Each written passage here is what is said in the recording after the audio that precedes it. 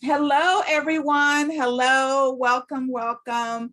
Thank you so much for being with me this Saturday morning. I'm Linda Peavy. I'm the owner of LaPav Consulting, and today I have a fantastic webinar for you where we are going to be talking about how to write grants for your Black-owned business or your Black-led nonprofit. So I am in Ohio.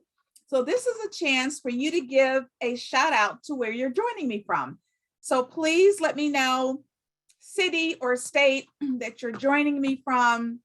Thank you so much again for being with me this morning. I know you could be elsewhere, but I promise you that this is going to be a fantastic hour. Oh my gosh, we have Slidell, Louisiana, Chicago, Georgia, New York, Houston, Texas, another Chicagoan, Boston, Detroit, Philly in the house, Baltimore again. I saw in Atlanta, the Bronx, New York is in the house. Thank you so much again for joining me. Again, I'm Linda Peavy. I am the founder of LaPav Consulting. This is my 14th year and I am a master grant writer. And yes, I have written $17 million worth of funding. So today we're going to get started because this is a no fluff zone. We are going to be providing some serious nuggets, some serious tea. I even have a teapot for everyone. So stay tuned. Don't go anywhere because at the end of the webinar, please hang around because I have a special bonus for you. I'm going to start sharing my screen to get started with the presentation.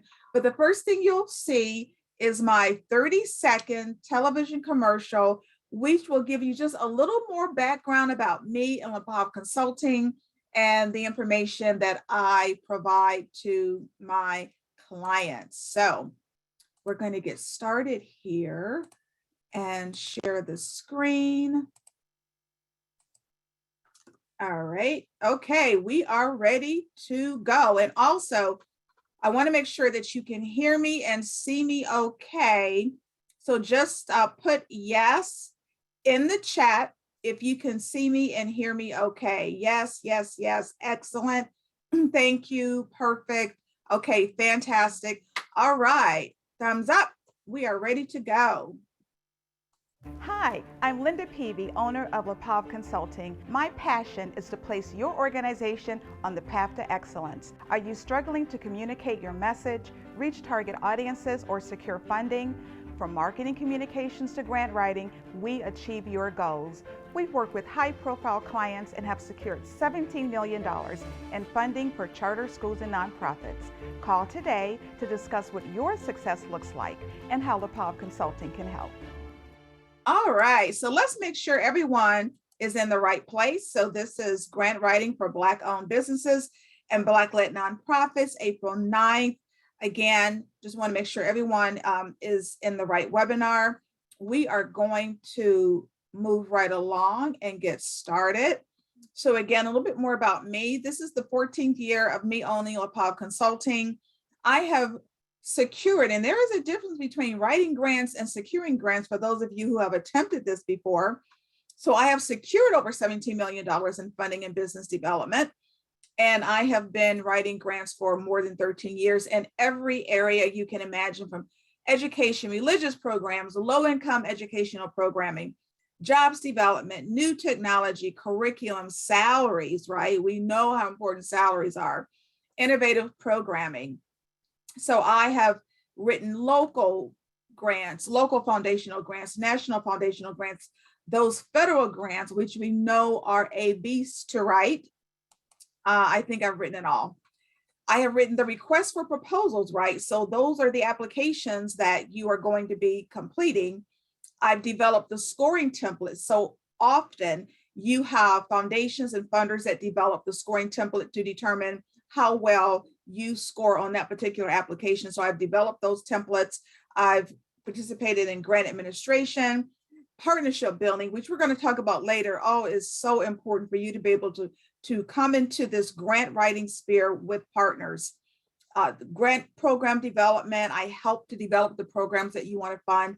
And they also provide workshops. I've provided workshops, free workshops to the Urban League and also the Council of Smaller Enterprises. And I do that often. And of course, I provide these free webinars. So a little bit about my journey to 17 million. I was the marketing director of a publishing house.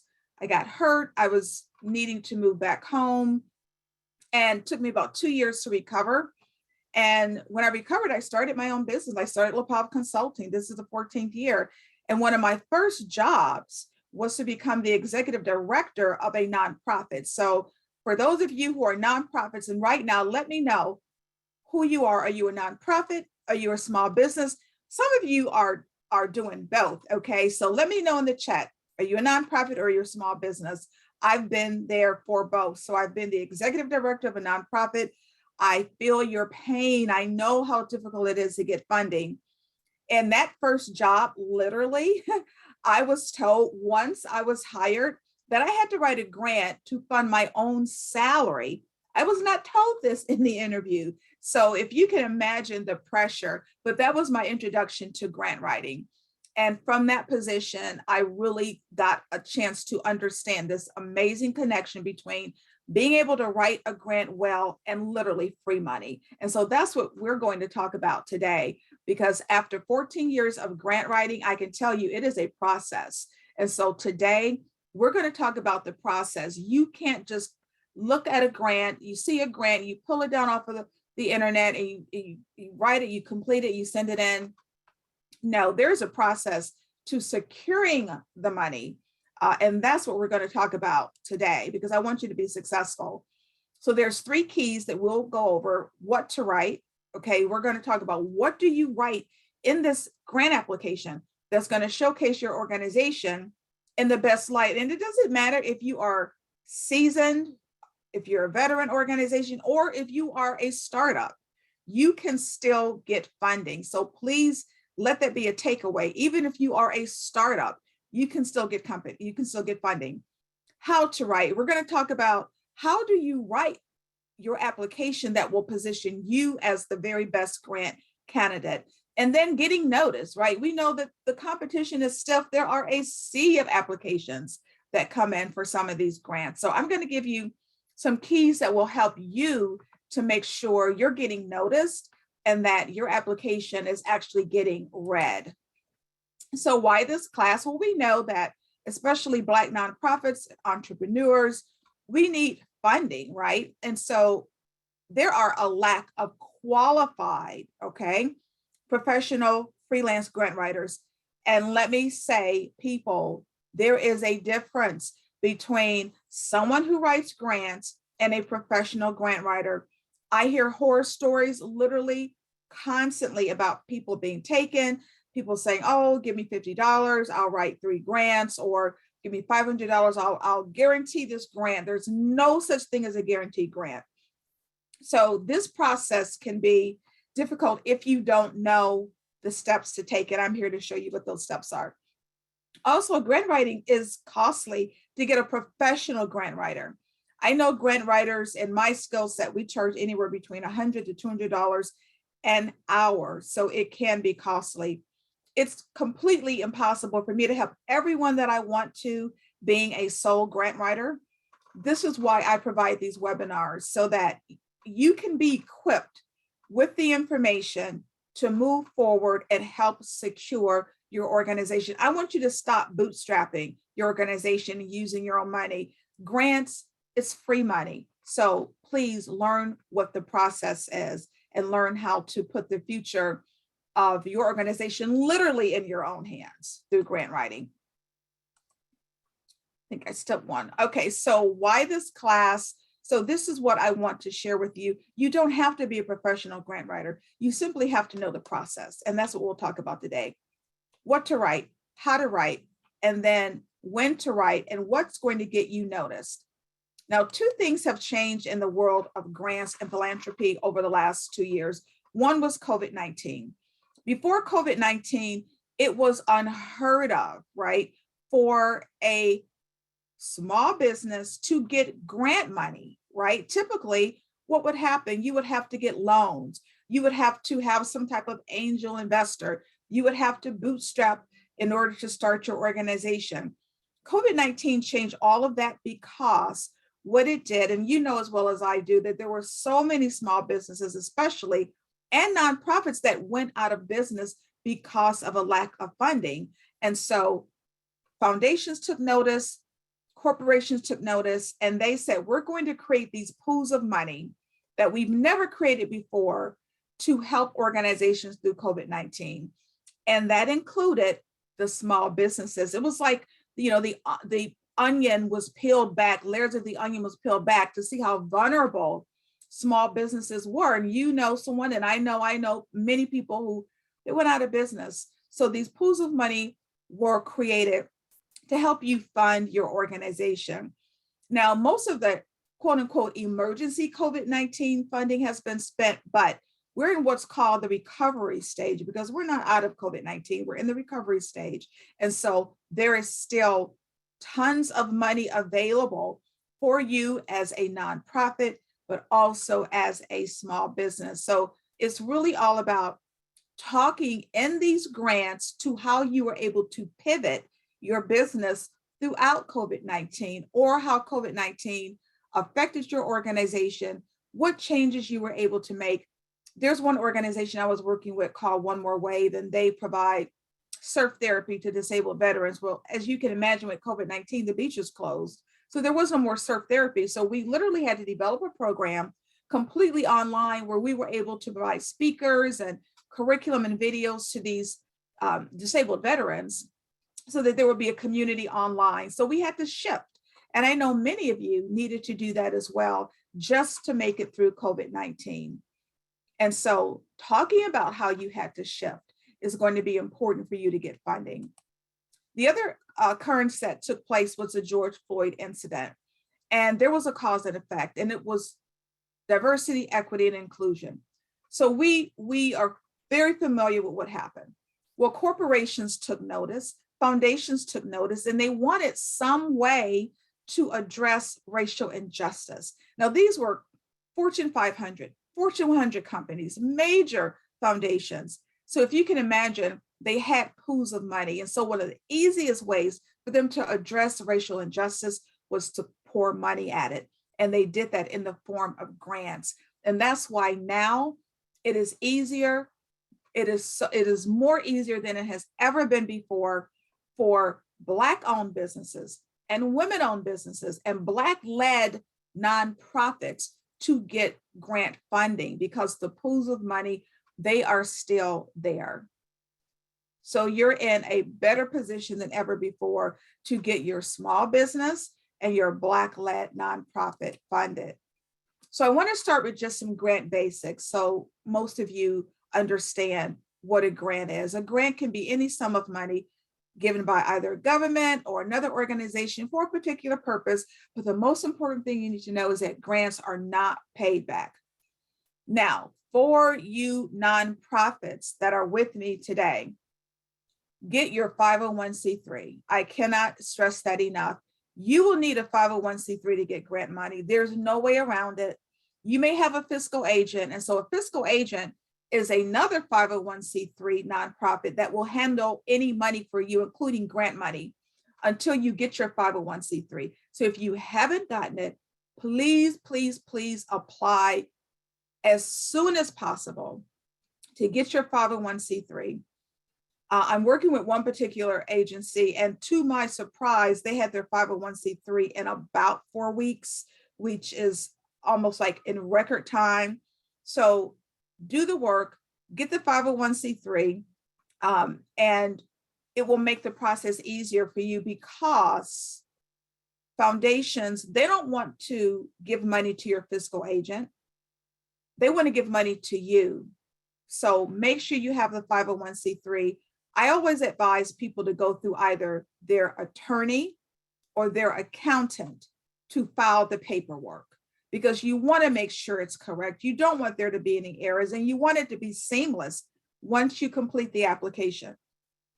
Now, for everyone on the line, just to do a little bit of housekeeping, And ask your questions. You can ask them in either the Q&A or the chat, because at the end of this webinar, and everyone who knows me knows, I am adamant about answering every single question at the end of the webinar. So don't worry, stay as long as you can, because I'm going to be answering all of your questions. So you can put the questions in the Q&A or in the chat, because we'll go back and forth to make sure everything's covered.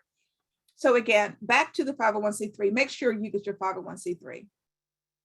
The grant proposal, that's just the application. Sometimes it's called a proposal, sometimes it's called an application, but that is a document that you're going to be completing to ask for your grant money. Now, these are some grant basics as well. So in 2015, there were over 86,000 foundations that gave a total of $62 billion in funding. 92% are independent organizations, 3% are corporate foundations, and 1% they're community organizations. I'm in a suburb of Cleveland, and we're really fortunate here because we have one of the largest philanthropic communities in the country. We have the Cleveland Foundation here, which is, I believe, still the largest community foundation. So they're broken up between independents, corporates, and community organizations. But look at what happened in 2020. In 2020, foundation giving increased to $88.55 billion. So what I want you to take away is that the money is there. Do not believe that just because we went through a pandemic, the money disappeared or people stopped giving. People actually gave more, because this number is going to increase in 2021 and it's expected to increase this year in 2022. So the money is there, it is available, learn how to get it. So before we even start into the grant application itself, this section is about preparing you to apply. You need to prepare before you start completing application. And this is such an important piece that too many organizations don't do. So I always ask anyone who's considering writing a grant, just go over some basic writing techniques, right? Because you're going to be writing, and maybe you haven't written like this in a while or ever before. So we know that there's 5 basic writing skills: proper spelling, good reading comprehension. That's important because you want people to understand what you wrote as you wrote it. So you want there to be that alignment. Sentence and paragraph structure, knowledge of different types of writing. You know that writing a poem, for example, is different than writing a nonfiction novel. But here's where I want to focus: editing and rewriting. Please, please, please, please, please edit your grant application.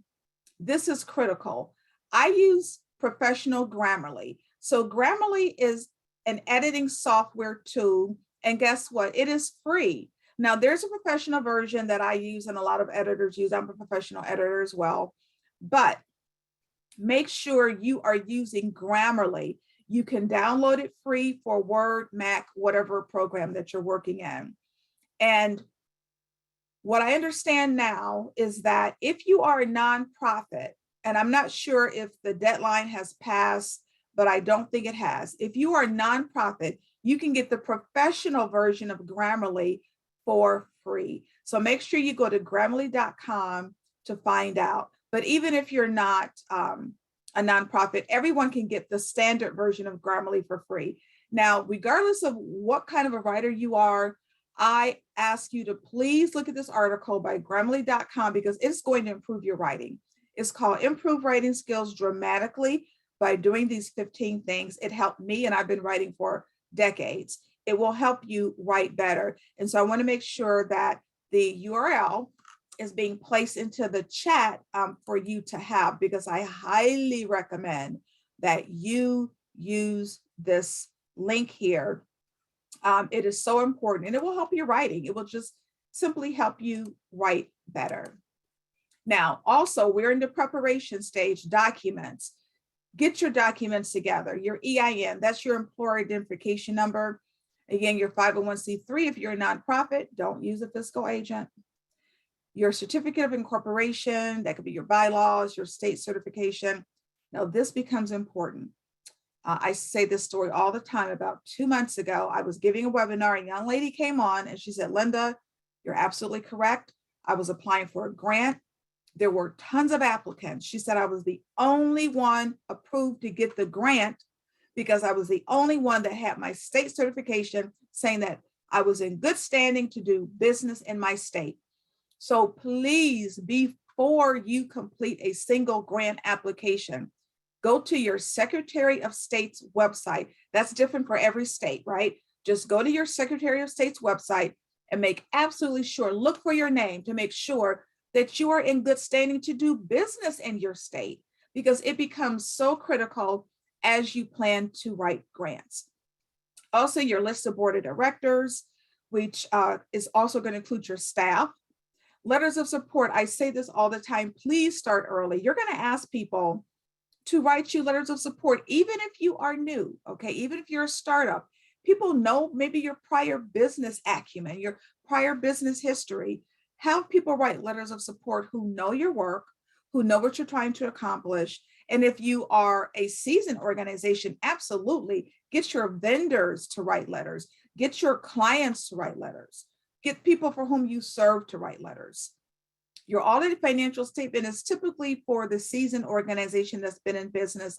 It depends on the state, but sometimes it's at least 2 years. Sometimes it depends on how much money you make, but just know that there are times when an audited financial statement may be asked for. This is something that only your CPA will be able to provide for you. And it can be costly. So again, it's not always required, but more often than not, I'm seeing more and more applications that's asking for an audited financial statement. But again, that's typically for your more seasoned organization. Also, your current operating budget. Make sure you have your budget ready. And also a list of other funding sources. So this becomes important because no funder wants to be the only organization that's providing you money.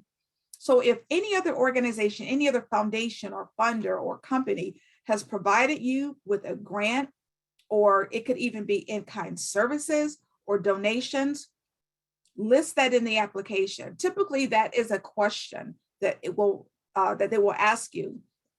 But just think about, where are the other places for which you have received funding? Now we're going to get to the actual components, right? These are the components that you will see on a basic grant application. We're going to go through these one by one. So summary, abstract, mission, vision, history, leadership, description of organization, your statement of need or your target market, and then the description of the program or the project. So these are just complete basics. Be sure you write your questions down in the Q&A or in the chat. Community partnerships, outcomes, outputs, outcomes, and impact. Program, project, staff, leadership, budget, sustainability. So be prepared, right? Because you're going to be asked these questions on a typical grant application. And again, doesn't matter if you're a nonprofit or a small business. Now we're going to get started on how to write. We talked about what to write. I went through probably 15 different components. Now we're going to get into the meat of how do you write these components. The summary, abstract of the proposed project. It is the first thing you're going to see in a grant application, but just know you always write it last, because it's going to be a compelling overview of the grant application. You're going to take the most important components of every section of that grant application and create your summary or your abstract. It has to be compelling because it's the first thing that the grantors will read. You're going to talk about why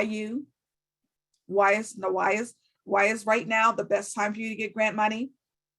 What are you going to do with it? Include any statistics and include what we call the ask. So the ask is always the amount of money that you're requesting from the grantor.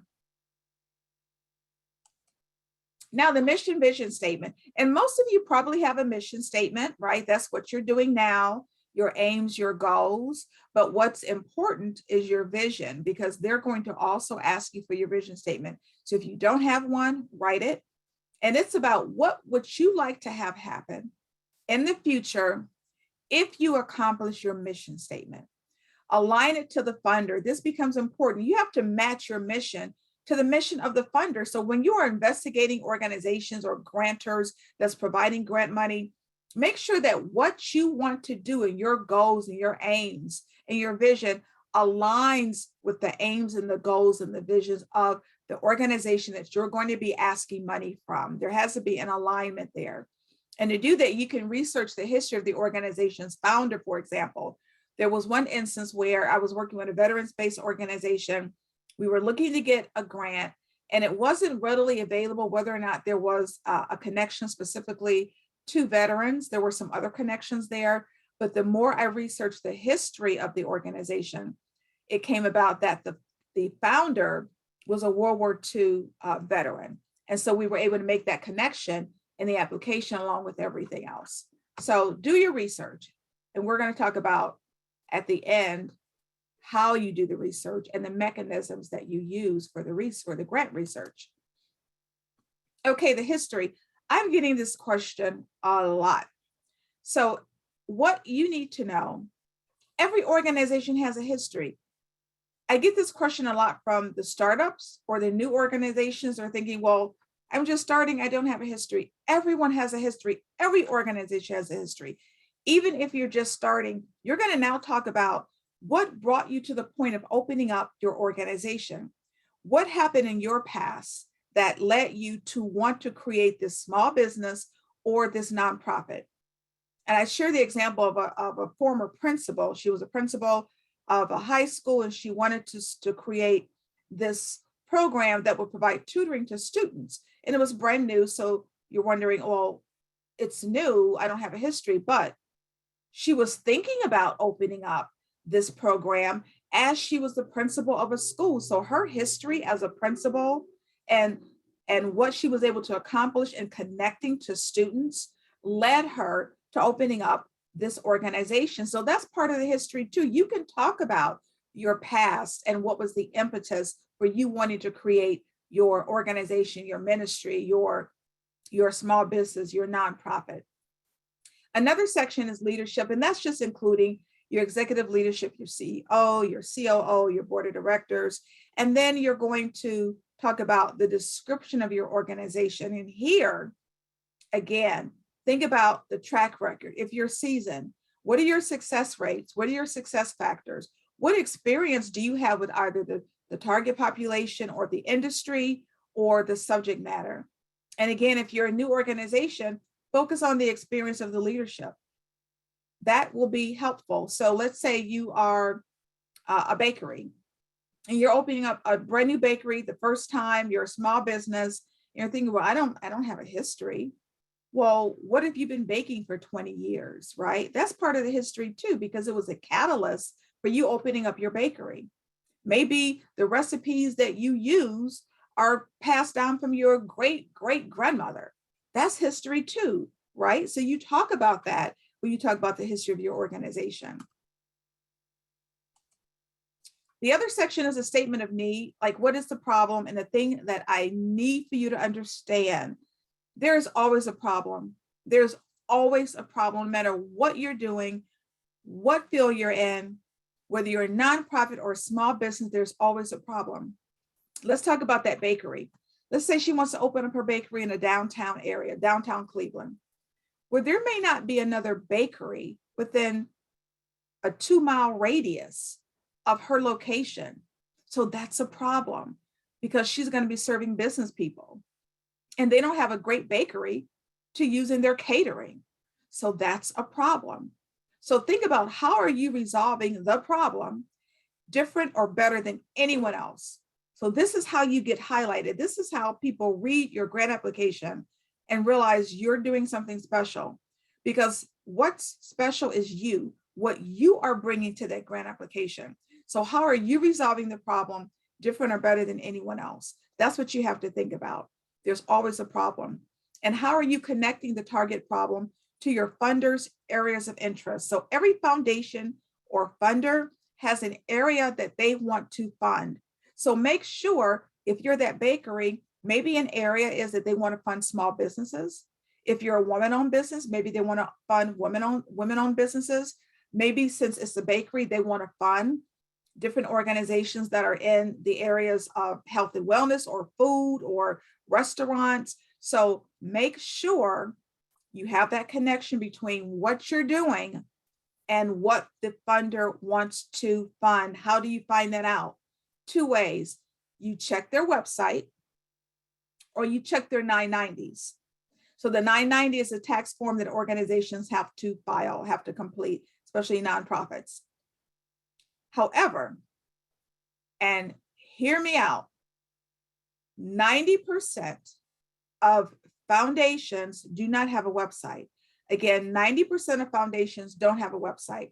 This is where the 990 comes into play, right? You want to get that 990 because that 990 is going to give you information about contact people at the organization. But at the end of the 990, unless you're a conglomerate like Coca-Cola or Ford, where it would just be too much documentation, for the overwhelming majority of foundations, they list at the end of that 990 who they fund for the previous year. So look to see if there's another organization similar to yours that they have funded. Now, how do you get the 990s? This is the T. I'm giving you the T. Open990.org, totally free site. Go there. It will allow you to download any organization's 990. And so you want to do a little bit of research and go on there and look at those 990s, because they are full of information that you need, because this is about matching up you to the funder. This is why too often, way too often, organizations will find, oh my gosh, they'll see, for example, the Bill Gates Foundation, they're giving away money, and all they know is they're giving away money. Let me just try to apply. Well, that's not what you want to do. You want to make absolutely sure that there's a connection there, that they're giving away money in your particular area. So that becomes extremely important, extremely important. So open990.org will be very helpful. Now, the target population, that's who you're helping, right? And that could be demographics of the target market. Who are you targeting? So for example, with that bakery, their target market could be business people that work within, or companies that work within a 2-mile radius of wherever she's going to be located. Your gender, ethnicity, maybe you're targeting low income people. Maybe you're targeting children who are under 5 with various resources, or maybe you're targeting a specific ethnicity. Wherever you are going in terms of your population, get facts, get the facts that will support what you're doing. And the best place to go is the US Census Fast Facts. They will provide you information about demographics of your market, and it will be so helpful for you. Again, at the end of the day, think about how your program should be resolving the problem for your target population. And that's something that you want to keep in mind. Oh, went too fast. All right. So we talked about the target population. What is your statement of need, right? Because they're going to ask you, sometimes it's interchangeable. Sometimes they'll say your target population. Sometimes they'll say your statement of need. So the statement of need is simply, where are you resolving an issue? What is the issue? How are you resolving it? So I wrote a grant to the Toshiba Foundation of America, a science grant for an environment science class. Was for an urban high school. And so what was the need, right? So the need is that there's a lack of minority students in STEM careers. Like, we know that there's a lack of minority students in STEM careers. Also, the school wanted to increase the student achievement for minority students, which is reasonable. The target population, underrepresented minority high school students. That's your target population, because this is going to be an environment science class in an urban high school. So this is how I wrote a synopsis of the statement of need. So science, technology, engineering, and math, STEM, right? Disciplines for minority students can lead to meaningful careers, right? We're addressing the fact that that's an area where there's not enough minorities. Yet, according to the Bureau of Labor Statistics, those are my stats, right? In 2011, the number of African Americans employed in STEM occupations was 8% or less. So that is an issue. According to 2009 figures, only 1.9% of African Americans held careers as an environmental scientist. Remember, that's the class, and geoscientists. Our course, this is how we're resolving it. we're resolving the problem or helping to. Our course is an avenue to close the achievement gap while nurturing students' interest in science. And here I wrap it back around to the mission of the funder, Toshiba. The school supports Toshiba's belief that science and mathematics are exciting fields in which all students can succeed with the proper tools and instruction. The grant will assist us in achieving these efforts. So that's how I was able to include the problem, the need, how we're going to resolve it, and wrapping it back around, aligning it to the mission of Toshiba. This is really all about storytelling. And I say this all the time. This is about telling your story and telling your story better than anyone else. And whether you are a nonprofit or a small business, this is about sharing information that's going to help the funder or the foundation believe in what you're saying. So you have to think about who is my audience, what is the message that I want to share with them. And what I call is mining your own experiences, like what events in your life make you believe in the idea that you're trying to share. And again, it doesn't matter if it's your small business or nonprofit. You have to bring your experiences into this grant application because you're telling a story. And one thing I want to say is don't make yourself the hero, right? Put your target population at the center of the story, not you. So let's go back to this example. I want you to put into the chat, who do you think is the focus of this paragraph? Who is the focus of the paragraph? Put into the chat who you think was the focus of this statement of need. Let's see what you have to say. So put into the chat, the children, minority students, yes. Students, exactly, students. So it was absolutely, you're absolutely right. You're absolutely correct. It was the students, right? Even though the school was applying for the grant, where do we talk about the school, right? Other than the fact that they support Toshiba's belief, this is all about transforming the students, right? They're the hero. They are the ones that will experience a transformation. So you may think, okay, with that cupcake company, or the bakery, what is going to be your transformation? Well, you may be making the best cupcakes, in the area. So what does that do? How does that lead to transformation? Well, now you have a bakery, right?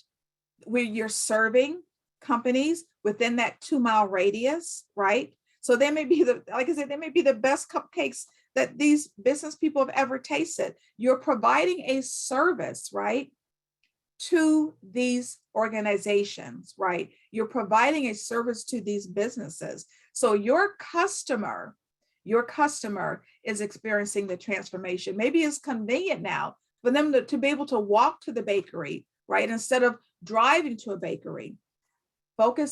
Make the focus about who you are serving, which is going to be your customers, your clients, and in this case, students. And of course, you always want to highlight a struggle, and that goes back to what is the problem that you're trying to resolve, and keep it simple. A little bit more about storytelling. You're really showing the outcomes, right? How people's lives are being changed, how maybe it's just being made more convenient when they are providing, when they're coming to you, for example, for their service. So you want to appeal to the human factor, what we call core values, focus on the benefits of the organization, right? But at the end of the day, the focus is going to be on the client. Use real examples, testimonials, case studies. There should be some type of emotional connection. And the best way of doing this is video. You have to use video. Every organization, whether you are a small business or a nonprofit, you should have on your homepage testimonials, preferably videos. This is simple. You don't have to spend a lot of money. We're talking about literally taking an iPhone or an Android. I'm an Android girl. Taking that Android and asking someone, give me a testimonial. Look in there for a minute and a half or 2 minutes. Talk about how this was the best cupcake. you've ever had in your life, okay? Testimonials, case studies, they should be an absolute part of your marketing plan, and they should be on your website. And again, you don't have to spend a lot of money at all. You would be surprised at the transformations that can take place, or the fact that you're able to show this. And I tell the story of bringing nonprofits into the offices of foundations to meet with program directors. I've done this so many times, and I can't tell you, we can talk for half an hour about the program. Once we show that 2 to 3 minute video, you can literally see the change in the program directors' faces once they see those testimonials and those emotional connections. So use video. Here's another area that will be on the application. You have to decide, what are you going to ask for? Are you going to ask for operating costs or program project costs? So this is what you need to keep in mind. As of 2020, only about 32% of foundations provided general operating support to their grantees. Now, what is the difference? If you get a general operating support grant, you decide where to apply the funds. It could be for salaries, for IT, for rent, for your different supplies. You decide, which is why most foundations don't provide that kind of money, because they don't always want you to be able to decide where to put the funds. So typically, grant monies will go to either some type of specific program or project or service, right? So let's go back to that bakeries, because that's a small business. Well, maybe she wants to start a delivery service, right? That's a service that maybe she wants to apply for grant money for. So again, this all pertains to nonprofits and small businesses. Consider where your greatest needs are when you're asking for money. Where is it that if you have an influx of cash, it's going to make the greatest difference in your organization? So think about operating or program project. Now, some foundations will only provide program project funding, and that's okay. Other organizations will provide both. Some will only provide operating. It's all about reading that RFP, that request for proposal, or the grant application requirement section to find out exactly what the stipulations are for that particular grant. So again, we're talking about how to write. How do you write the description of your program, project, or service? Again, if you're seasoned, why has it been successful? Talk about your track record. If it's new, address the need. Like, why do you think it's going to be successful? This is a new venture or a new business or a new nonprofit. Of course, you're going to talk about detailed activities. Again, if it's a new method, why will it work? What is any supporting research that you have to show, okay, this bakery is going to be successful in this location? Or if it's a nonprofit, let's say you're working with K through 12 students and you're bringing tutoring into the schools, why is the tutoring going to be helpful? So try to do some research to make sure you're backing up why you think your different proposal is going to be acceptable and that it's going to work and be successful. Timeline, just be realistic. If you think it's going to take you a year to complete your program, say a year, don't say 6 months. Don't shortchange yourself to try to be impressive on the application. Now, I want to talk about community partnerships because they are as important as writing the grant application itself. I can't stress this enough. You need a community partner. It doesn't matter if you are a small business or a small nonprofit. Now, I talk to a lot of small businesses that get so leery when I talk about this because they're thinking, oh, I have to give away a portion of my business, or I have to sign some agreement where they're getting a percentage. No, your community partners could literally be your vendors. So who's supplying your resources? That could be a vendor. They can be third-party vendors. This is super great for especially your new nonprofits because you want to partner with a more seasoned community organization. So let's go back to the principal that's starting the tutoring program. I know here in Ohio, if you are working with K through 12 kids after school, you have to provide food for them. You have to. And so many organizations work with the Cleveland Food Bank. and they provide free food for students who are in after-school programs. That's a community organization. That's a community partner. Think about ways in which you will be able to connect to another organization that will be able to provide some level of service or some benefit to you so that you can work together. For the Toshiba of America grant, well, we work with Cleveland Metro Parks, which is one of the greatest metro park systems in the country. So in this environment science class, the students were going to literally be taking these macroinvertebrate samples in the Rocky River Reservation that's in Cleveland Metro Park. So part of the classroom was going to be at the school. Part of the classroom was going to be on the campus of Cleveland Metro Park. So they wrote a letter of support saying, yes, we're going to participate in the school's program. We're going to provide the area for them to come in and take their samples and then go back to their classroom. We're going to provide our building so that they can have learning to take place on the Metro Park campus. That's what a great partnership looks like. There was a music program that I was working with for third grade students to teach them violin after school. And so we were going to work with the Cleveland Orchestra, arguably one of the best orchestras in the world, where their employees were going to come after school and help tutor these third graders. So that's what I mean when I say community partnerships. And in those instances, in the Cleveland Metro Parks and the Cleveland Orchestra, there was not any money changed hands, right? These were true partnerships. So think about that. These are some of the areas where you can partner with organizations in your area, the Urban League, universities, especially HBCUs, right? Civic organizations, Greek organizations, 100 Black Men of America, the YMCA, the YWCA, Boys and Girls Club, Ohio Minority Supplier Development Council. Here, that's what the name is. In your state, is going to be called something slightly different. You can go through the state. Minority Business Assistance Centers, the Ohio Small Business Development Center, that's actually through our Urban League. And it may be through your Urban League too, based on where you are located. But overall, please connect with community partnerships. Now, this is just a document that I literally pulled down. Speaking of organizations that you can partner with, I just got this list from the U.S. Department of Health and Human Services, Office of Minority Health. So for those of you who have any kind of small business or nonprofit in the area of health, there's 20 organizations here that often will have local chapters that you can somehow partner with. So it is available. And by the way, don't worry, because there's going to be a tape of what we are going through. So the webinar is being recorded.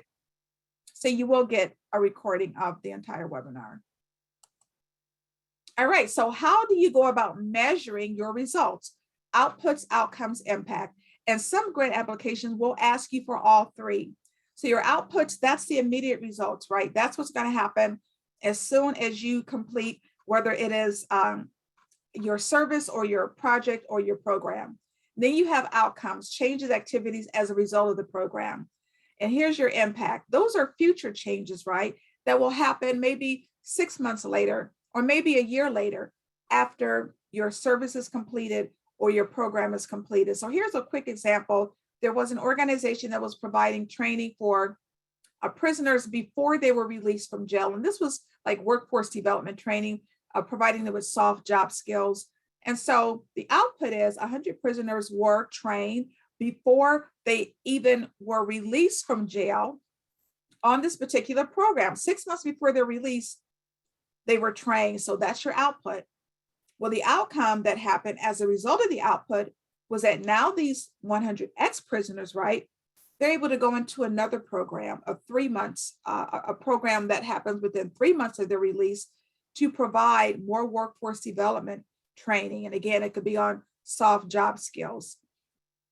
What's the impact of the output and the outcome? Well, the impact is that it reduces recidivism, right, which is the rate at which ex-offenders go back to jail. So it reduces that recidivism rate by 25% within 1 year of the release. Keep in mind, these are your outputs, outcomes, and impact that you are hoping to have happen, right? These are things that will take place in the future. So when you write the grant application, this is what you are projecting to have happen. And so another method of outcome, and I think most of you've probably heard of this, and those are SMART goals. So what are SMART goals? They're specific, they're measurable, they're attainable, they're relevant, and they're timely. And what you don't want to do, because the grant application is absolutely going to ask you for your goals, you don't want them to be so broad that they can't be measured. Like, I have a program, I want to reduce the poverty rate in Cleveland. That's not specific enough. You have to what's called niche down. How do you turn that into a SMART goal? I want to reduce the poverty rate by 5%, measurable in Cleveland, right? Measurable, attainable, specific for Hispanic children, relevant under age 5, relevant within a 5-year time frame. So specific, measurable, attainable, relevant, and timely. You're going to use quantitative figures, data, stats, numerical indicators. One of the best assessment tools that I know to use are surveys. And don't wait until after the program or project to provide a survey. Let's go back to that bakery. You should be providing surveys for people who come throughout the restaurant, right? Not just past customers, but customers who continue to support the organization. If you are a program, you're a nonprofit, provide surveys while people are in the program, not just after they finish, but while they're in the program. Also reports, follow-up interviews, those are all like really great assessment tools. I like SurveyMonkey, but I know Google also has a pretty fast, and it may be free, a pretty fast and quick survey tool that's extremely easy to complete. All right, so other areas of the grant, project, program, staff. Here, you just want to make sure that any of your staff resumes, and I see this all the time as a pet peeve, make sure they're up to date. Just make sure that you're providing bios and up-to-date resumes. And this becomes important because the foundation wants to know that you have qualified people that's going to run your operations or this particular service or program project. What are the responsibilities? Oversight is key. Who are you putting in charge of this particular program or service? Numbers, make sure that if you really need 12 people to help, that you're not just putting 2 or 3 because of budget. Talk about what your true needs are. Leadership in this case includes your board of directors list. So be prepared to provide your board list. And then this is an area that too many organizations just skip over. Opportunity for volunteerism for the funder. How can program people who are in that foundation serve your organization, volunteer for your organization, right? Maybe they can come in and tutor, maybe they can speak, right, to the students if you have a student-based program. Just think about ways in which the foundation staff could volunteer for your organization. Now the budget, the one thing that you have to know about the budget, please itemize your expenses. If you're asking for $5,000 in salaries, you need to show how you're spending that money. Is that going to the executive director, staff, program personnel? Are the costs reasonable, right? We know that the cost of living in Ohio is different than the cost of living in California versus New York. So make sure those costs are reasonable and that you have reliable sources of estimates. If you want to attach vendor quotes, you can. The budget narrative is simply, how are you using the funding, right? What are you using the money for? So again, you might say the salaries is for the executive director, but then what is that executive director going to be doing? You can talk about that in the budget narrative, but also connect it back to the goal of the program. So again, if you're saying in the budget narrative, I need $10,000 to pay for an executive director, he or she is going to help to run the operations, make sure it's efficient, and supervise staff. So connect, right, the money back to the goal of the program. That's something that is extremely helpful for you to do. Now, sustainability, this can be tricky. This is really talking about how is the program going to survive beyond the grant monies, because we know grant monies aren't forever.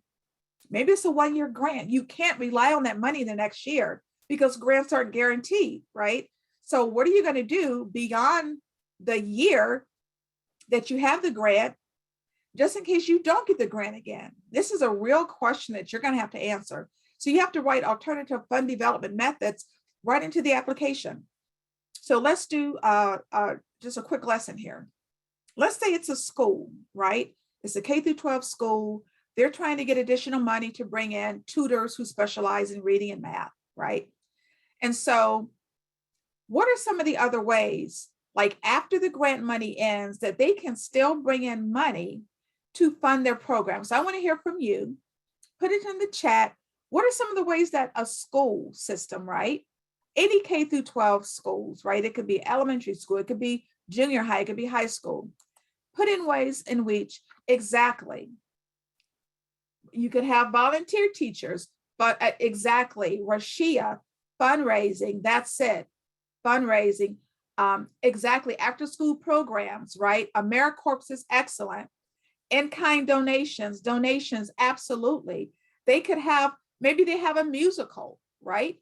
Maybe they have a talent show where this is a community open, a talent show open to the community where people are paying, right? Maybe they're selling school merchandise. Tarika, I hope I'm pronouncing that right. You're absolutely right. Festivals, right? Have a carnival, right? Where people in the neighborhood can come in and pay, right? Sponsorship for classrooms, absolutely. Have a classroom, literally, that would be phenomenal, right? Bernadette, literally have a classroom sponsored, right? Bake sales, absolutely. So these are just some of the ways in which you have to be creative to think about, well, once the grant money ends, how am I going to fund my project or my service? So now we talk about getting noticed. How are you going to set yourself aside from all these other applications, right? Position yourself for success, show your uniqueness, strategize first, research those funders, gain your partnerships. I talked about that. That's important. But relationship building, I cannot stress this enough. And I say this story all the time. I was in a meeting with program directors of foundations. And I heard one program director say, if I have a slew of applications in front of me, and these people have not contacted me, they've not called me, they've not emailed me, they have not produced any type of effort to talk with me, that application is like it going in the garbage, and I'm probably not going to review it. Now, that doesn't happen all the time, but do your due diligence. Try to reach out to the funder. And look, some foundations don't want you to contact them. They are adamant, like, fill out this application, send it in. But more often than not, they want to hear from you. They want to know about your program. They want to talk to you because that will give them a better idea outside of the application as to who you are, what you're about, who you're funding, your passion, your clients, why you're doing what you do, your impact. So absolutely try to reach out to that foundation or that funder. And we know ways in which we can do that, right? Because we know how to get the 990. Even if they don't have a website, we know how to get the 990. Now, again, these are the documents that you're going to need before you apply your 501c3 if you're a nonprofit. Your certificate of incorporation, your list of board directors, staff, research models, letters of support, that audited financial statement, your operating budget, list of any other funders, right? No funder wants to be the only one, and your memorandum of understanding. And this is a document that you are going to receive from your community partners. It's not always necessary, but if you can have them write a letter saying, yes, we're on board with the program or the service, right? This is our part in it. This is what we're going to be providing. These are our responsibilities. So if you can get that MOU, try to get that MOU from one of your partners to the grant application. And so just keep in mind, what are you going to ask for? General operating support or program project support? These are do's and don'ts. Do absolutely create a strategy, research that funder. Who and what have they funded? Link the need to the use of funds. We talked about that. It is so, so important to research that funder because again, you probably won't have the website. I'm fortunate to have like a great master web designer. She's actually on. So I recommend if anyone out there, small business or nonprofit, needs a phenomenal web designer, just have to give a shout out to Anita Carter, because she is a phenomenal web designer. So Anita, just, if you could put your email or contact information into the chat, she is awesome.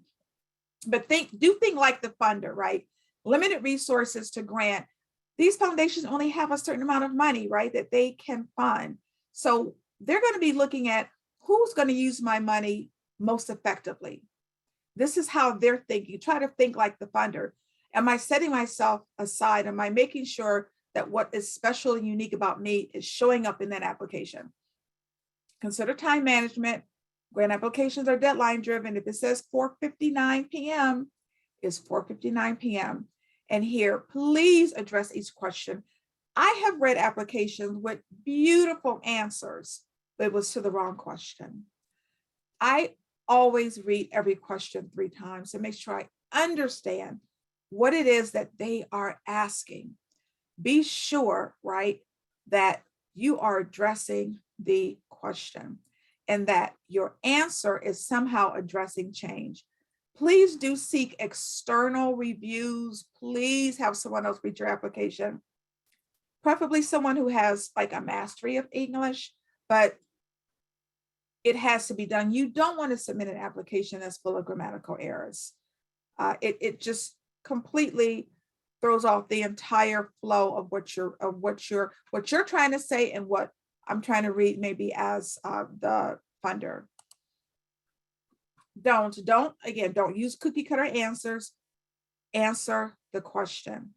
And don't ask for too much. This is important. So some grants will give you the amount that's available. Maybe it's a $10,000 grant or a $50,000 grant. But for many of the community foundations, the really larger foundations, they won't say. But go in conservatively.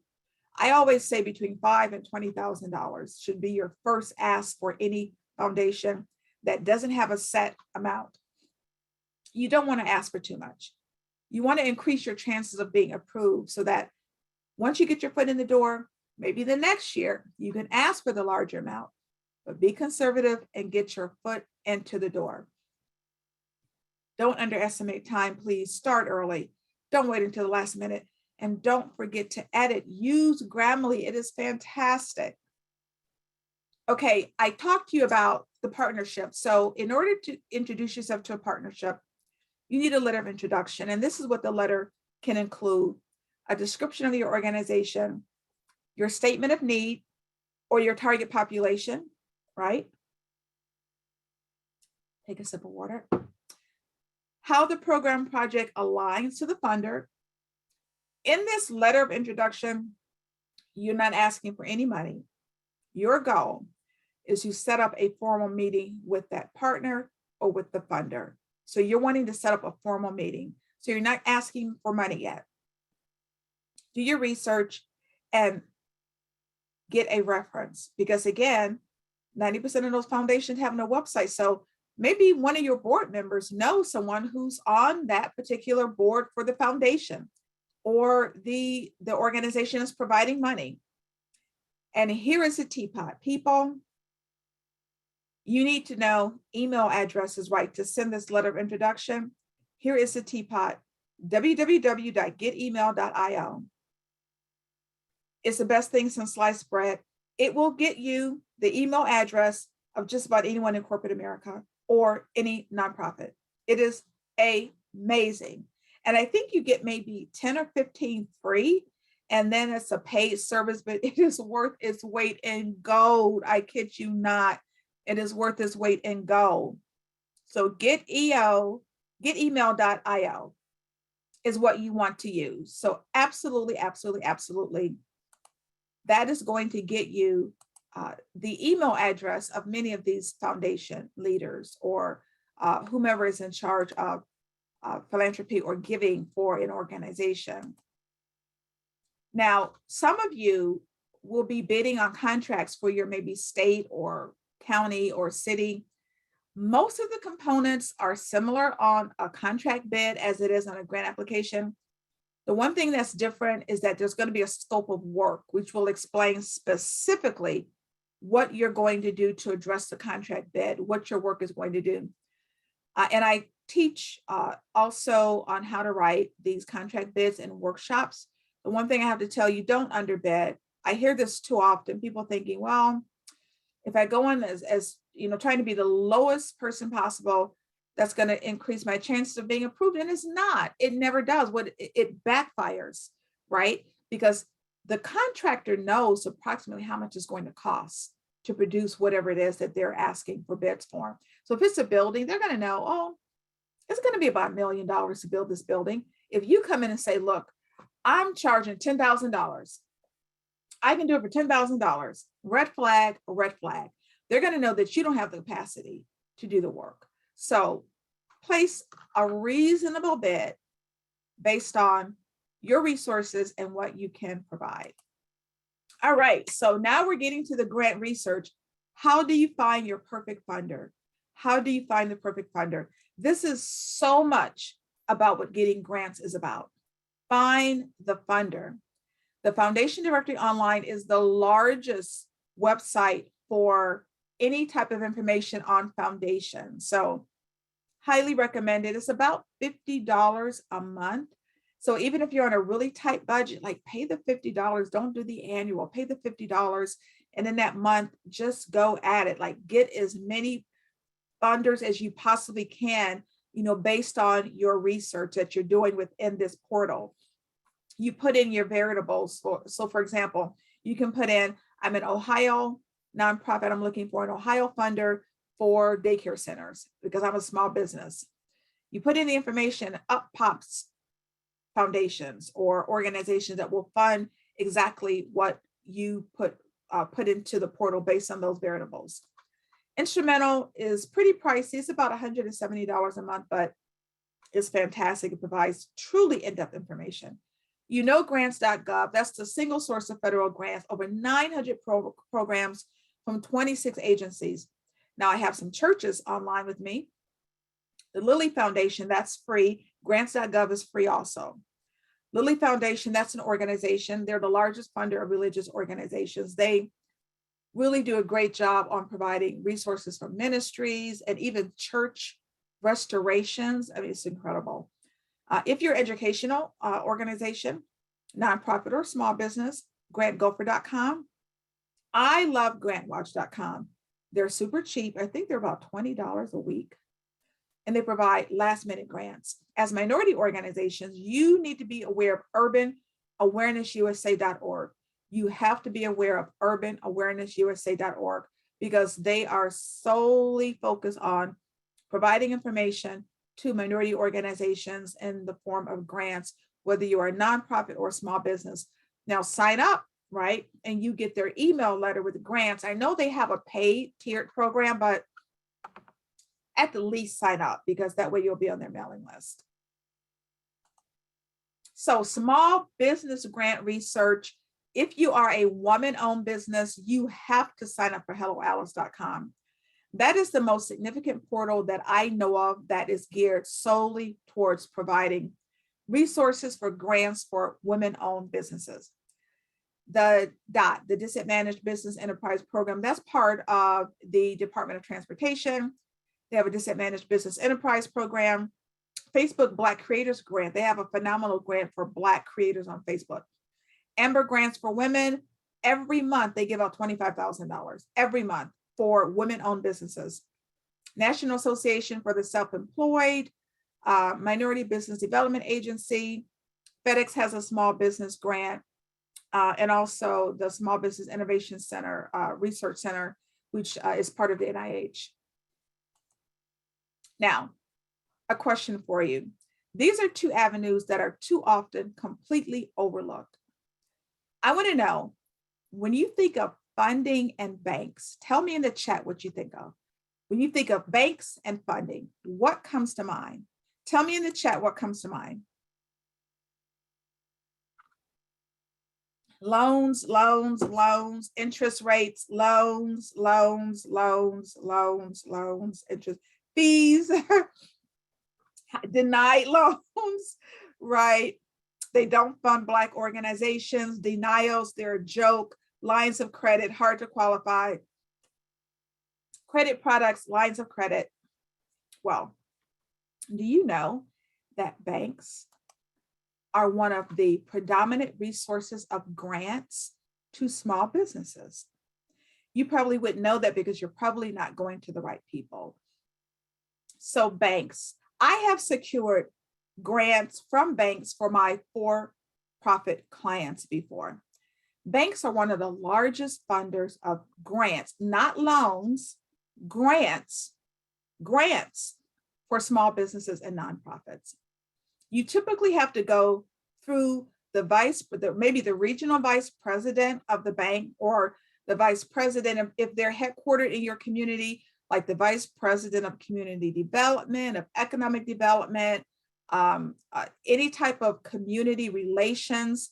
You want to go through that particular person, not necessarily the bank manager. Many of them are not even aware that there are grants available. Go through the vice president within your particular area where your bank is located. That's the person that you have to go to talk about the fact that you're a small business. You are bringing economic development to your community and you need grant funding. So definitely don't sleep on banks. They provide millions upon millions upon millions of dollars in grants every single year to organizations. Also, this area of workforce development, let's go back to that bakery. Now, she may apply for a grant for maybe a woman-owned business, right? But she can also apply for a grant in the area of workforce development, because if she has employees, doesn't matter if they're 1099 or W-2 employees, she is contributing to the workforce of her region. So there's no reason, if you have an organization, nonprofit or small business, and you are hiring workers for your business, you're contributing to the workforce development of your area, right? So think about applying for a workforce development grant. So don't sleep on those two. So thank you so much for staying with me, and I have a bonus surprise for you. As I mentioned, I have not just written, I have secured $17 million worth of grants, and there's no way I can help everyone. So what I decided to do was literally put my 14 years of grant writing experience into a grant writing course. And that's what I have. Stay tuned because my Q&A is right after this. It's called Grant Writing for Non-Writers, Keys to Winning Grant Proposals. The whole purpose of this course is to help you, solely to help you, right? You need funding. You need a clear, proven, step-by-step path to funding, right? You don't necessarily have to spend thousands upon thousands of dollars on a grant writer if you have the process, if you know what to do, if you're being given step-by-step instructions on how to get $20,000, $30,000, $50,000 or more in grants. This course is going to help you do that. There's 12 modules, right? 35 lessons. We all know people learn differently. So every lesson starts with a video. I talk to you in the video about what the lesson is going to be. You get the lesson. And most of all, I'm not just showing you how to write every part of a grant. I'm giving you the actual grant example. So every example in this course was literally pulled from grants that I have written and won. So every single component that you see in this course is based on a winning grant example. And this is for you to be able to start securing grant funding and stop bootstrapping. So it includes every part of the narrative. I just touched on some. I give you a basic writing lesson. I give you a storytelling lesson. We didn't even talk about the letter of inquiry. So that's included as well. But how do you approach those funders and partners? That's key. What do you do before you apply? Again, don't just download the application and start writing. There's a process that you have to go through before you apply. Lesson tasks, right? You get printables. I give you these really fun quizzes that is only to allow you to remember the information so that you can learn. I show you specifically how do you do the grant research so that you can get the perfect funder, right? And this is an incredible bonus, right? So you go through the course, I give you a list of over 400 funders. If you hired me, to give you a list of customized funders, that's $750 right there. Now, I know that you need support. So this is unlike many other courses. I know you need support. You become a part of our private Facebook group, which is fantastic. I mean, people post literally parts of their grant application to say, can you look at it? Can someone look at it? And so often other students, because I have professional grant writers who are students in this course, they'll look at it. They'll give you free feedback. I'm in there a lot and I give feedback as well. And also I'm giving you literally group coaching. So you are not only in the Facebook group, but on Zoom, I give group coaching to answer any questions that you have about your grants. Maybe there's a potential grant that you found, you're not sure about it. I give you that information. I give you help, right? And so the group coaching becomes really important. Also, you get to introduce yourself, and it's a community, right? It's a community of students, nonprofits, small businesses. So you get to link up with maybe someone who is similar in your art and your craft to help you through this grant writing process. Excuse me, but also in the actual course, we have discussion starters, and this is important because this is where you're not left alone. As you go through the course, I answer all of those discussion starter questions. So, and it's beautiful because students will ask me questions. I'll give them bonus information. It really is a community. And so the 12 modules and 35 lessons is valued at $35.49, $3,549. The 30 videos alone valued at $599. The funders list is valued at $499. The planners, $350. You get a goal planner, you get a grant planner, so that as you're writing, you keep track of who you've asked, right? Whether or not they sent you information. And also the goal planner will let you keep track of, okay, now I'm writing the mission vision statement. Now I'm writing the history. You really get everything you need to be successful at not just writing, right, but securing grants. And so the course is valued at $49.97. The course is $997. For this month, I reduced the course to $497, 50% off for the month of April. This is my birthday month, so I reduced it to $497. However, you joined me in this webinar, right? So for the next 3 days only, you're literally getting a coupon for 3 days only that will take $300 off of the $497 price. So this is not monthly. I want to be really clear about that. People are amazed and they think it's monthly. It's $197, one payment. That's it. You're getting a $5,000 course for $197 just for the next 3 days only. Now, after April, the course goes back to $997 because that's the regular price that's paid for the course. I reduced it as a celebration in the month of April for my birthday. It's $497. But because you joined me on this particular live webinar, because not everyone gets this coupon. So you're getting the coupon because you joined me. The coupon is for $300, but it's just for 3 days only. The coupon code is April300OFF.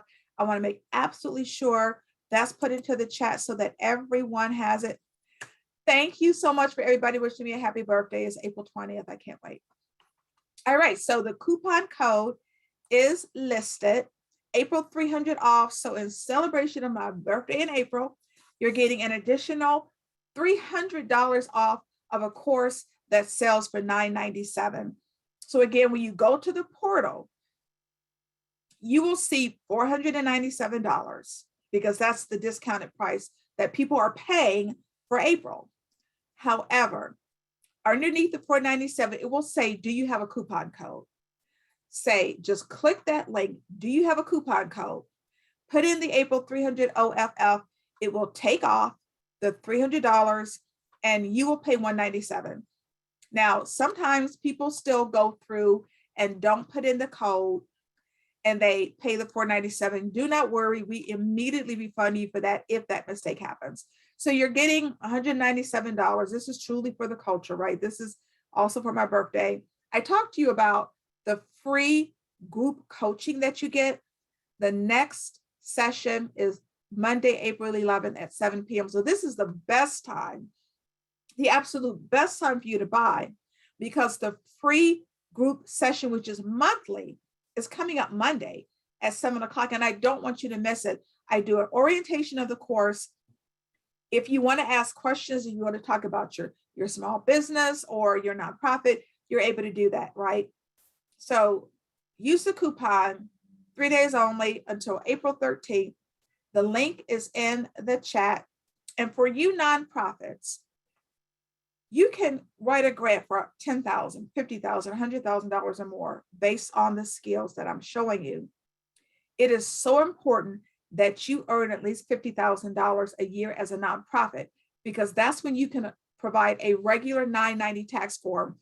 And there are many foundations that require you to submit a regular 990 form. So your income is going to have to be $50,000. So why not look at this resource? Because at the end of the 12 modules, right, there's 12 modules. You're not doing this for me. You're writing about your organization, right? So at the end of those 12 modules, you will have written your template.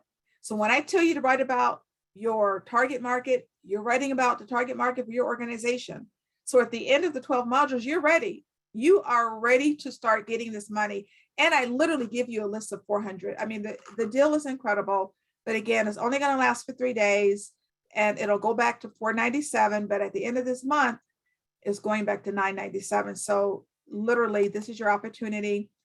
These are just a few of the testimonials. I invested in the program recently, and it is amazing. Linda Peavy is a master grant writing guru. Thank you, Kim.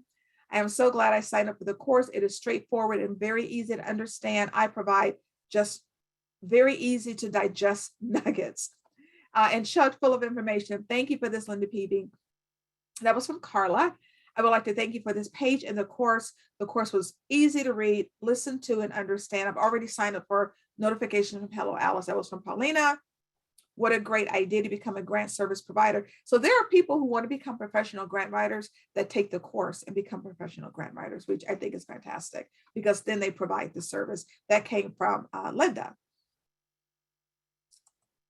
All right, so again, you have the link in the chat for you to sign up. Be sure you put in the code. Be sure you look for that clickable link underneath the $497 that says, do you have a coupon code? And that's where you put in the coupon code. All right, I believe we are at Q&A. So I'm going to stop sharing my screen. All right, can everyone still see me and hear me okay? Because I'm going to start answering questions. And I want you to become a part of this community. I want to see you stop struggling for money when grant money, it is available. It is available. I've secured it for myself as a small business. I've secured it for clients as a small business. It is available. Stop bootstrapping. Learn how to get this free money. It is out there. It is available. Okay. It is available. All right. So what I'm going to do is let me open up the chat, but first I'm going to start with the Q&A all the way at the top. Yes, this is recorded. No, I do not make any of my slides available, but you will get the full recording. So you'll get the information. Do you know of an inexpensive or even better free accounting software to handle the books? I don't, but I bet someone in the chat does. So does anyone in the chat? This is where we really serve as a community, right? Does anyone in the chat know of an inexpensive or free accounting software program to handle books? How do you search for grants? I went over that. So in the webinar, there's typically a list of grant search engines that I went through, like the Foundation Directory Online, Grants Watch, Grant Station. That's how you search for your grants. Is Lilly Foundation limited to Christian organizations? Yes. I don't have a small business or nonprofit as yet. Any suggestions on how to go about obtaining grant writing experience? Yes. So you can always offer your grant writing experience for free or volunteer. I cannot tell you how many nonprofit organizations are in need of grant writing help. I mean, really good grant writing help. So you can always offer your services as a volunteer or for free. How do I forward this webinar to a friend? You will get a recording, you will get a link, and when you get the link, you can forward the link. Is it okay to take the course if you don't have a business? Absolutely. So this is one of the reasons why the course becomes important. Even if you decide to hire a professional grant writer, you need to know what they should be asking you. I get so frustrated because I hear so many horror stories about people being taken, right? People being told, oh, just give me money and I guarantee I'll get you a grant. That doesn't exist. So be informed. Know what they should be asking you. By the time you finish this course, excuse me, the 12 modules of 35 lessons, you will know the ins and outs of grant writing. You just will. You just will. I've been doing this for more than 14 years. I didn't hold back. I put everything into this course, even though many people told me not to. I put everything into the course. You'll have everything you need. So you don't need to have a business, but you will be so knowledgeable about grant writing. So if you do start a business, you'll know what you need to get funded for the business that you start. And oftentimes those are startups, right? Sometimes people get funded based on their idea alone, but you will be able to put onto paper your idea so that you can submit that idea to get it funded. You don't necessarily have to have an operating business. You can have a great idea. I see it all the time. There are people who solely fund ideas. So know how to put it down on paper so that you can then present a proposal for someone to fund. What sites are you familiar with that funders review to do their research on potential grantees? For example, Charity Navigator is one that gives an overview of nonprofits that rates nonprofits on different levels. My question is there a common practice of funders? Which sites should a nonprofit be registered with to increase their chances of being seen favorably? Well, you name one. Charity Navigator is fantastic, right? Because they give different ratings based on how old you are, how successful you've been in completing your mission statement. So for that funders review to do research on potential grantees, I mean, you sign up to, based on your organization, sign up to business organizations that are similar to yours. So if you're a small business, you should be signed up to your local Black Business Chamber of Commerce. Absolutely. You should be signed up with the Urban League. Absolutely. The Urban League, your small business of your Chamber of Commerce, especially with the Urban League, because they will provide resources to you. They may be able to recommend you, right, to other organizations or recommend you to funders. So sign up to your civic organizations, right? But also sign up to organizations based on your specialty, right? So if you are an accountant, maybe there's a Black accountant firm, or not firm, but organization with a local chapter, right? National Association of Black Accountants. Maybe there's a local chapter in your city. If you're a journalist, right? Maybe you have a business, right, where you write. Sign up. I was the president of the National Black MBA Association in Cleveland many, many, many years ago. So if you're a professional business owner or nonprofit, you have an MBA, sign up to the National Black MBA Association. So look at organizations based on your industry, but also civic organizations. Can you clarify what is an audit review and a compilation of financial statements? So I'm no accountant. I am not a CPA, but a compilation of financial statements, that could be your balance sheet, your cash flow statement, your income statement. You can also have a review of your financial statements. That is a review by a CPA. They will review your financial statements, right? But that is just a review to find out whether or not there may be some irregularities, or maybe they made some suggestions. An audit is on a totally different level. It's more in-depth. and it's always by a CPA firm. So that is the most in-depth review that you can have for your organization's budgets, a book for your organization's books, and that is through a financial audit. I'm in the very beginning stages of establishing a nonprofit, working with a local law school that offers their services at no charge to complete paperwork process. Should I wait until I obtain my 501c3 before creating a web page? No, you don't have to wait to get the 501c3 before you create the web page, but you need to start with the 501c3 yesterday, because it's going to take, I mean, typically it's been taking 2 months, but again, an organization I'm working with only took a month. But no, you can still be a nonprofit. Let me be clear about this. You can still be a nonprofit and not be a 501c3. There's no reason why you can't create your webpage, because you're a nonprofit. The 501c3 is a specific designation by the Internal Revenue Service that says you're tax exempt. So people can donate to you and then get a credit for those charitable donations, right? As a 501c3, you don't pay taxes. So that is a designation by the IRS. That doesn't make you a nonprofit, right? You're a nonprofit, you're a nonprofit. It just provides you with that designation. That means you're tax exempt. And it is what foundations want to see before they give you foundation money. But create the web page, move forward, don't stop, keep moving forward. Just get that 501c3 filled out as soon as possible. All right, so those are the questions in the Q&A. I'm going to just go back up just a bit to make absolutely sure I'm covering, and I just want people to know. So the Facebook group has really become a community of nonprofits and small businesses, because I believe that there is power in numbers, right?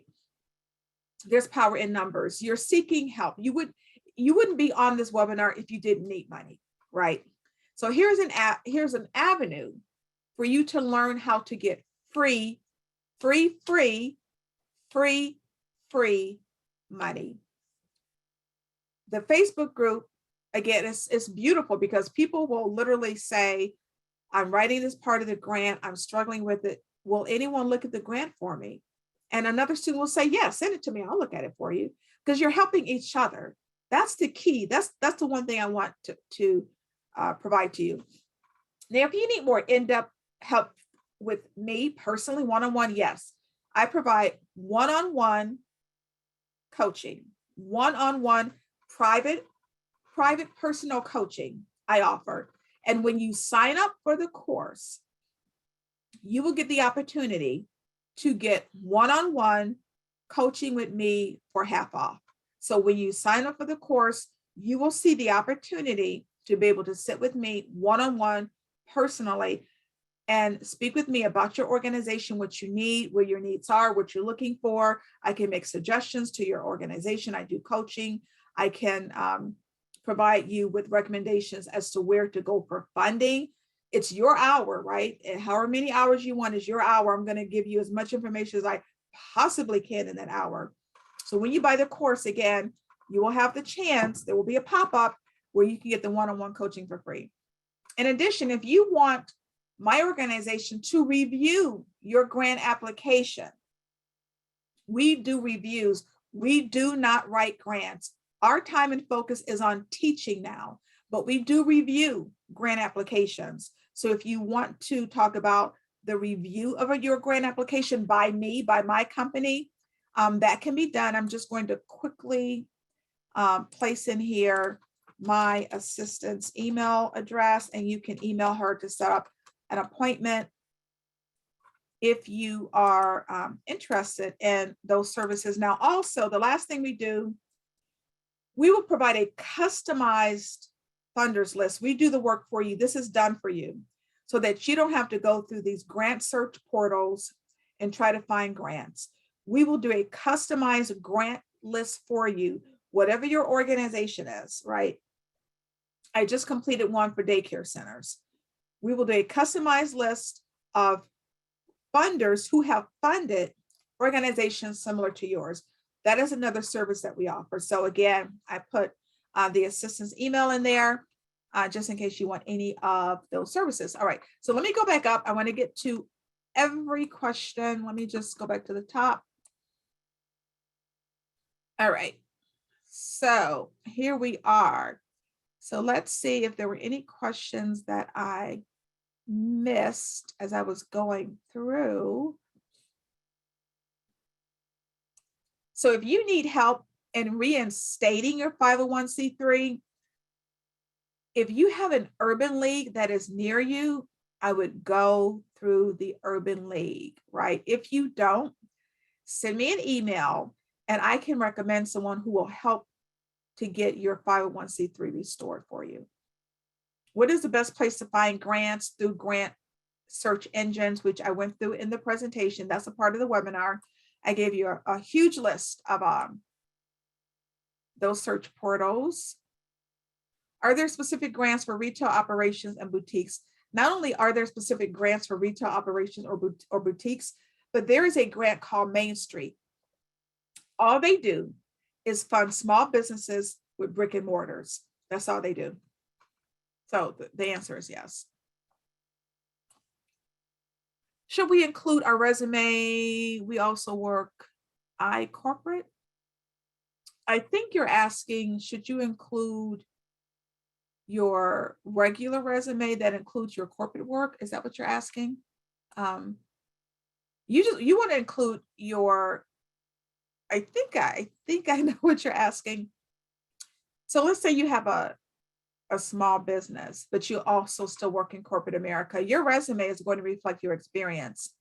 Absolutely, including whatever experience you have in corporate America, because that may lend well for you, right? When it comes to, again, overall responsibilities, because if there's a connection, they'll see, well, my gosh, she's had 20 years of experience as a bank vice president, and now she wants to open up a financial literacy organization. So it actually can serve in your serve well for you, serve in your favor. All right, let me just make sure. Ask a question dealing with community needs, how the project will be impact a significant number of. So I think, thank you, Keith. I think Keith is addressing how do you answer questions. Thank you, Keith. He's saying, talk about how the project will impact significant numbers of individuals. Yes. Describe how the community needs are being met by the proposed project. Yes. How will you engage participants from all socioeconomic backgrounds? Yes. Evaluate how you will measure the success of the project. Thank you, Keith. Yes, those are all things you need to be doing. Absolutely. Have we already discussed financial statements? I need clarity on audit. Okay, I did answer that in the Q&A. Those are 3 different things. All right.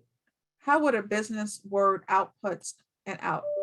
So again, let's take that bakery.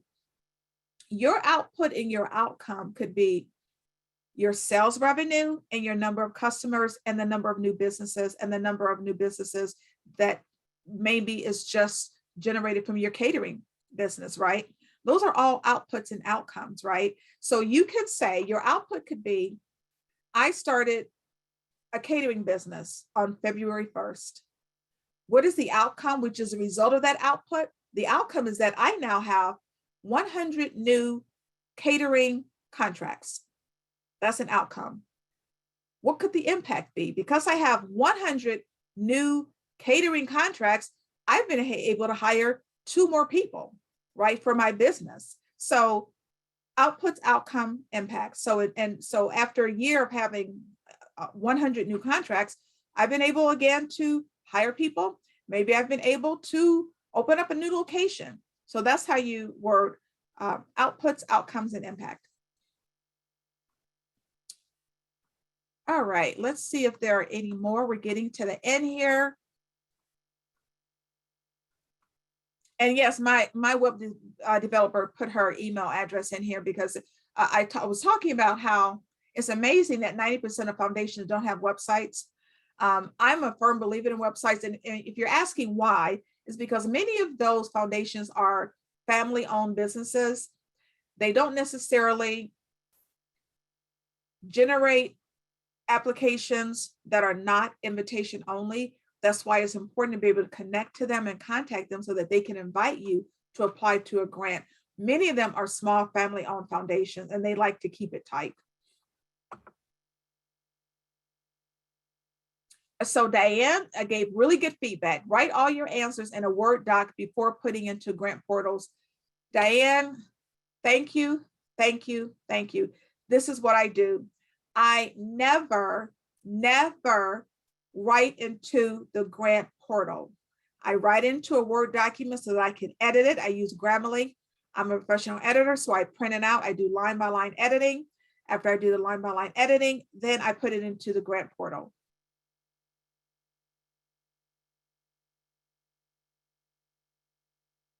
Tanya says, you are so right. As a supply chain procurement executive, I see this every day. Not sure what that question was, but thank you.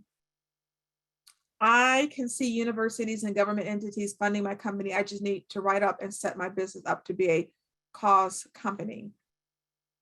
I think the course would be great for you because it will teach you how to write every single part of the application, and including when you say cause company, that part of that, the course that talks about how you write about your target market and the problem statement and how you're resolving it is going to align to you being a cause company. So definitely it's a course that I think would be very beneficial for you. And again, I give examples. People ask, is there an example of a full grant application? And approved grant application, not only is that in there, but every component is in there. So you have every component of grant applications.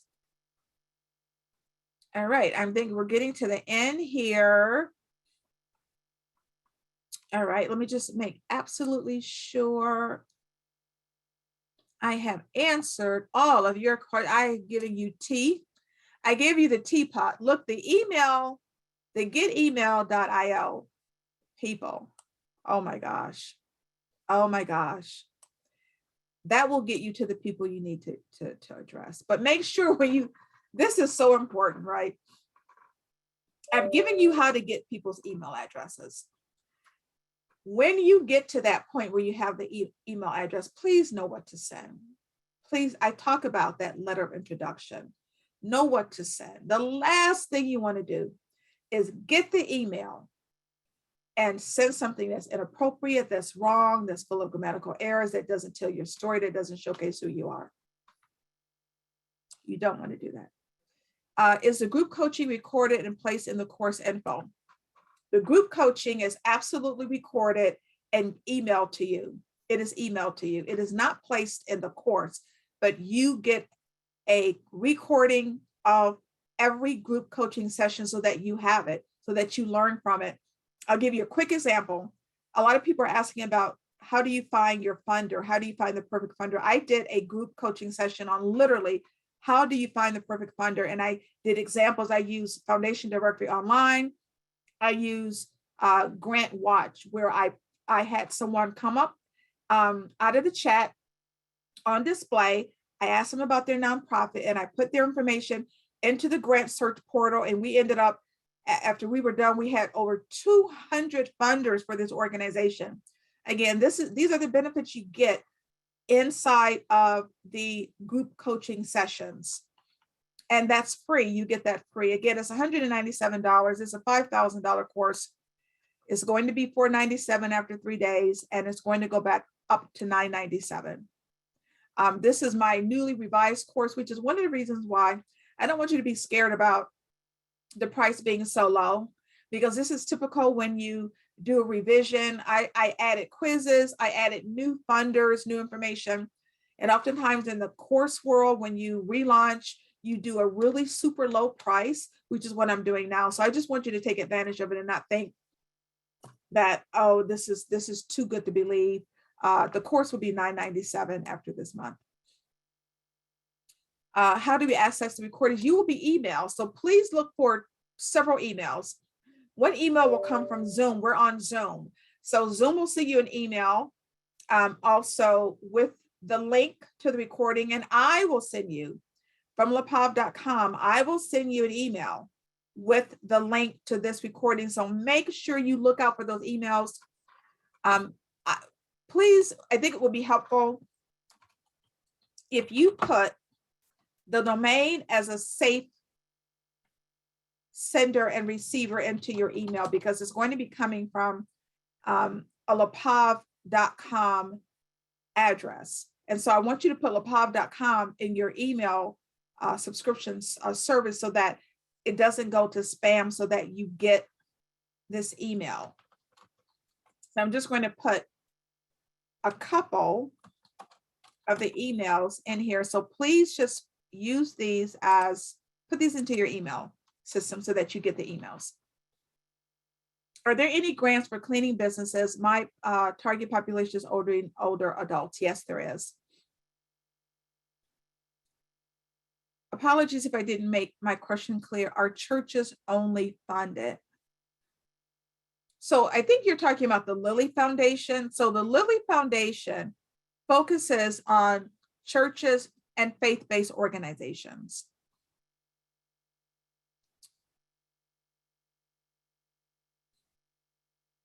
So someone has put in here for your accounting needs, they put in their accounting organization. So I said, this is a community. I have no problem whatsoever with you putting in your accounting, but you only send it to the host and the panelists. I think you want to send that to everybody. But people were asking about accounting, and so someone put in their accounting firm. So I think that's beautiful.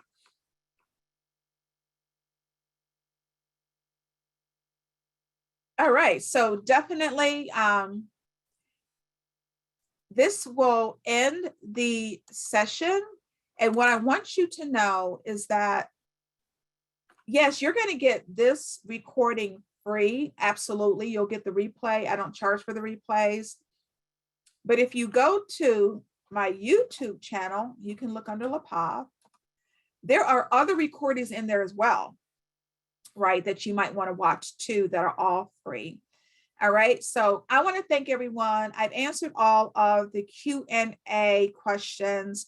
Please, I really hope that you just take advantage of the offer, because it won't last long. The $197 is for 3 days. The course will go back up to $997. I want you to have the opportunity to secure funding for your organization, right? Don't think you have to bootstrap. Don't think because you are a small business, there are no grants available for you. There are literally billions of dollars worth of grants available for you as a small business. Believe it. Get the step-by-step help that will literally equip you. I say this all the time, that will place your future in your own hands through your grant writing. I believe in support. That's why I have the discussion starters in the session where I answer them. You come into the Facebook group and you have the live group coaching sessions where you get to ask me whatever you have, whatever questions you have about your business, about grant writing. But again, if you want private one-on-one sessions, those are available too. So I put in, thank you so much for putting in the discount code. Thank you so much. Her course is unbelievable and you get so much content. It will not disappoint you. Thank you so much. I'm already enrolled. Yay. Yes. That's what I want to see. I want to see everybody be ready. So, I mean, if you're truly ready to start getting free money, learning how to get free money, put ready in the chat, put it in the chat. I want you to be a part of this community. I want to help you out. Again, I've been the leader of a nonprofit. I have a small business. I know it's challenging. I know it's hard. People, I'm sure you had to get free money. And I that's really the bottom line. There's no other way to say it any clearer. Spend the $197. It is a $5,000 course. If you want to speak with me one-on-one, I can tell you that's $200 an hour. but it is discounted when you buy the course. I'm happy to do that for you, but there's so much that you get free. Like when you buy the course, come into the Facebook group, right? And ask questions. Come into the live Zoom session and ask me questions. And that's all free. Like when you buy the course, it's like unbelievable. So definitely. Oh, I see some readies. Yes, yes, yes, yes, yes. I want you to be ready. Like the time is over. What I want to share with you, the final thought I want to share with you, because of the George Floyd incident, right? And because of COVID-19, there were these pools of money made available to Black-owned businesses specifically. That money is not going to last. The money is not going to last, right? The further we get away from what happened with George Floyd, right? We can't rely year after year after year on these corporations saying, okay, I'm going to put forth another $100 million in this particular portal to give the Black organizations. We would love for that to be the reality, but we don't know that that's the reality. The money is available now, right now, right now. Money is available. Do this right now. Don't wait until tomorrow. Don't wait until 2 days. Don't wait until 3 days, because I don't want you to forget. I don't want you to be mad at me when you forget and it goes back up to $497 and definitely going back up to $997. Do it now. I hope to see you on Monday. That's what's so great. You got in at the perfect time, because the next free 1 hour grant coaching session with me, I do these live, is Monday, April 11th at 7:00 p.m. and they're monthly. So again, you did this at the best possible time, because I want to see you Monday at 7 p.m. I want you to bring your small business information, your nonprofit information, your questions, what you're struggling with, what you need to do, what grants you want, where to go, how to go. Come in. I'm answer all of the questions just like I do here. Because again, at the end of the day, we're a community. We know we are a community, right? And I want to be helpful. So thank you so much. Again, the code is in the chat. The link is in the chat. Make sure you use that code. Bless you all. Thank you so much. I want you to have an absolutely fantastic weekend. And hopefully I will see you Monday at 7:00. Thanks you so much. Bye-bye.